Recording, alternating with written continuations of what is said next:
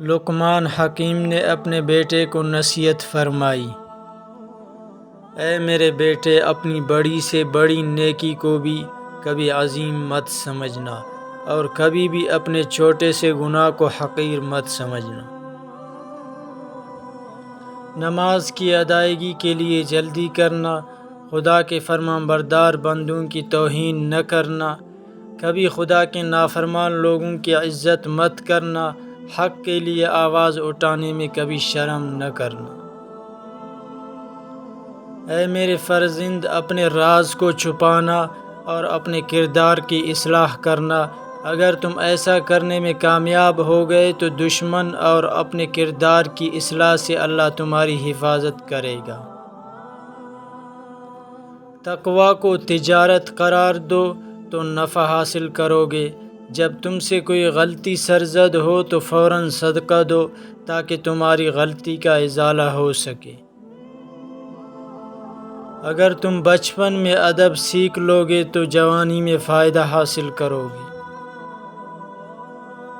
کسی انسان کی موت پہ خوش نہ ہونا، مصیبت زدہ شخص سے مذاق نہ کرنا اور اچھائی کو کبھی مت روکنا۔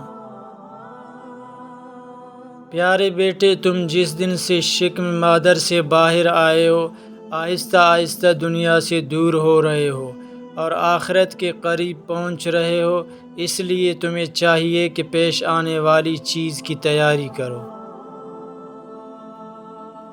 میرے فرزند، جو تم نہیں جانتے اس کو اہل علم سے سیکھنے میں مت شرماؤ، اور جو تم جانتے ہو اس کی لوگوں کو تعلیم دو۔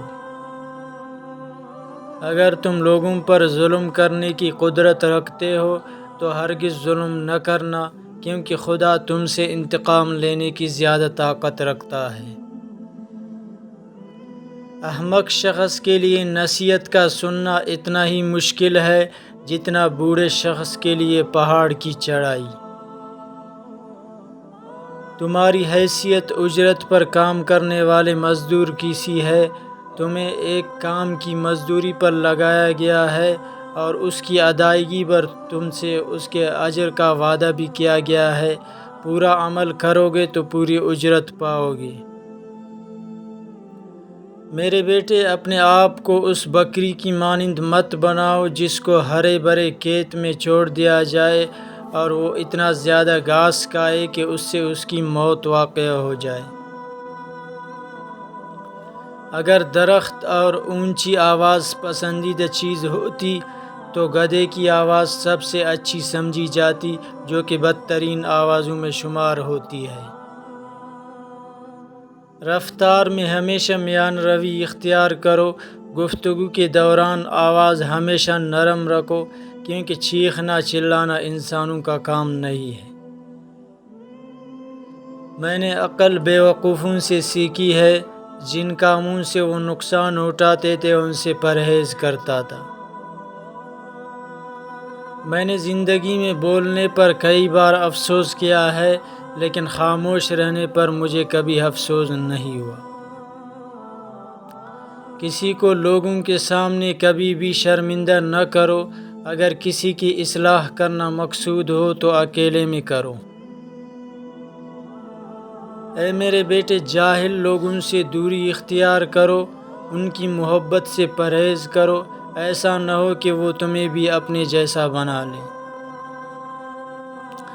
اے میرے بیٹے، اگر کسی کو دوست بنانا چاہتے ہو تو دوست بنانے سے قبل اسے غصہ دلاؤ۔